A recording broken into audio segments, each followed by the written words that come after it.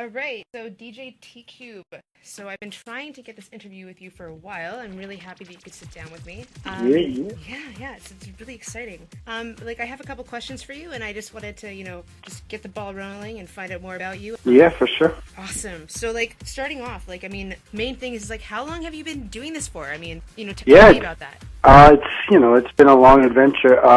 Started when I was 13, and I guess my pops inspired me. I wanted turntables, so he thought it was just a phase. He didn't really want to purchase these for me, so I went splits with it on him, and he's pretty proud because I'm still doing it. So yeah, it's been since 13, so pretty long time right now. That's amazing. So your father was your main supporter in the beginning. Oh yeah, since day one. He's very musically inclined as well, so he got me into it, and yeah. That's good. It's in the genes, right? You really are able to approach this with an artistic approach. And, it's so what I've been able to find out too is that you have some, up and coming mixtapes that I'm really excited to hear. And it's exciting because, you're not just sticking to the same genre that, you're getting outside your box, right? Which is amazing. Yeah, well, to be honest, I'm just working on this mixtape right now, and I find, my last mixtape was a dancehall reggae CD, and it had a lot of great feedback. So this time, people are asking for hip-hop. So I'm trying to merge both. So it's going to be called The Best of Both Worlds, and it's going to basically be half hip-hop, half reggae. So it's they're battling each other. So it's basically a freebie for the people that have been supporting me, and basically for people that want to hear how I do the hip-hop, right? So. Yeah. That's exciting. Honestly, I love the fact that you're able to stick to all different types of genres. That's exciting. Oh yeah, it's not only urban. I like to do a lot of house, top 40. The genres are infinite. Basically, I find for music because my pops is culture, 70s, 80s. That has a big influence on me, and today's music in general, right? So. Mm-hmm. So what started you off in this career? What was the first moment that you're this is it? I want to be a DJ. Well, I was in high school, and I was in class, and I heard music going on in the cafeteria, so they just had a little CD player kicking, so I offered them to get in it and bring turntables and do it up live. So yeah, we were DJing at the cafeteria since a young age, and then it really kicked off when I got an opportunity to DJ at Guess clothing store in CHRY Gardens. That's amazing.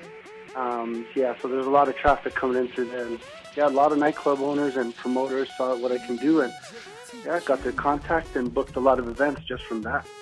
Wow. What allows you to perform at the level that you can? What gives you that, what do you know that you're doing differently when you're able to hype the crowd up and keep them dancing?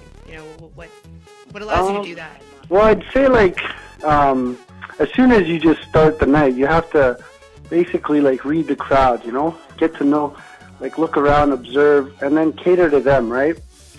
Basically, it's like a storyline, so you got to build it for them. So that's what I find me being a little different than other DJs. Is I got a plan, and that plan is off the top of the head, but because it changes all the time, you got to read the crowd, observe, and then react. Basically, give them what they want, right? So, and just the transitions. Every song has its own little mood. So just because the beat matches doesn't mean that the crowd really likes it. It has to blend well, right? Mm-hmm.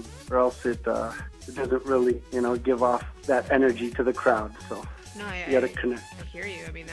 That's amazing that you're able to pick that up. The energy has to be there, the connection has to be there, and then magic happens, right? Definitely. No, definitely. And it's really inspirational because you're escaping from the world, right? When you go out. So it's exciting, and a lot of DJs will tell you that as well, right? Just to perform in front of a crowd is, depending on the crowd, it could be next to nothing or just packed, rammed. At the end of the day, it's the same performance. You got to always give it your 100%, right? Sometimes things happen, obstacles come in the way, but you got to just pull through it and take it as a lesson. And we forget is that you're performing every single weekend, places that have been pretty big events, and you know how to deal with the crowd, right? That's a learning experience in its own. Yeah, that's key in general. Read the crowd. A lot of DJs don't seem to do that. They stay in their own bubble. So you got to look around, you know. You're not playing for yourself. You're playing for them, right? Yeah, beautiful. That's yeah. Yeah. And I like the fact that, you know, it is a story. You know, you come in there, you're drinking and you're listening to the music, and then that's your night, right? You gotta and you have to deal with the climax and the conclusion of it. Like, how do you deal with that, like, without getting like the crazy butterflies? Well, you know, at the beginning you would get those, but once when you get in there and the vibe, you feel the people and stuff.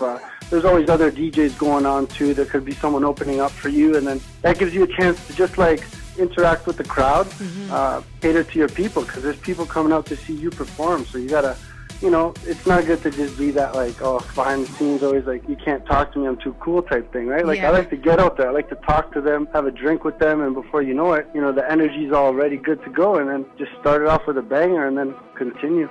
Like, I just want to go to an event now. Like, where can I find you? Oh, yeah, so we got some upcoming events right now. The next one is April 5th. It's at 108 in Mississauga. That's going to be huge. I'm alongside Sarah DJ. It's going to be a crazy event. I'd say the next one after that is April 19th, and I'm doing my mixtape release party at Gravity Soundbar in the White Room. So alongside DJ Bam Bam. So it's going to be pretty dope night. So yeah. First 100 people that come there get a free CD, and I'm sure I'll just give everybody a free CD. I don't even care, right? So, yeah. Like, what type of music do you go to? I mean, what's your favorite genre? My favorite genre, personally, there's too many. If it comes down, I like hip-hop. I like reggae, you know. Just because they say they want the house or the top 40, you could intertwine the hip-hop or the reggae, but with that kind of feel, right? The top 40 feel. Yeah. You could be creative and still get what you like, what they like, and everyone's happy, right? So. Honestly, I'm really excited to see where you're going with your future in the music and seeing you in more events. Yeah, it's going to be really exciting. I mean, and what I love is that Toronto is getting more well-versed in our genres, and we're getting a lot more closer to home in that regard, where it's like this crystal mosaic is able to come out with our cultural differences and really bring that cultural into our music, right? I mean... Exactly, yeah. Oh, yeah. Toronto's on the map. Canada's on the map. It's been... you know, a lot of artists have paved the way, and Canada and Toronto in general, GTA has a lot of great DJs, you know. So there's a lot of talent. Well, you're one of them. Well, thank you. Appreciate that. So who are the people that have, like, supported you and helped you in this? Well, you know, I'd say a lot of people. We got NRG Lifestyle, Mint Productions, SD Productions, Maple Scissor, GRC. There's too many to name. These are just a few that have helped me. You know, Crown Loyalty. There's too many, but all my friends, all my family, those are all my supporters, and especially. Well, this is really great. I mean, I'm really thankful that you were able to take the time out and have this interview with us. Oh, thank you guys. Yeah. Thanks, 105.5. Thank you.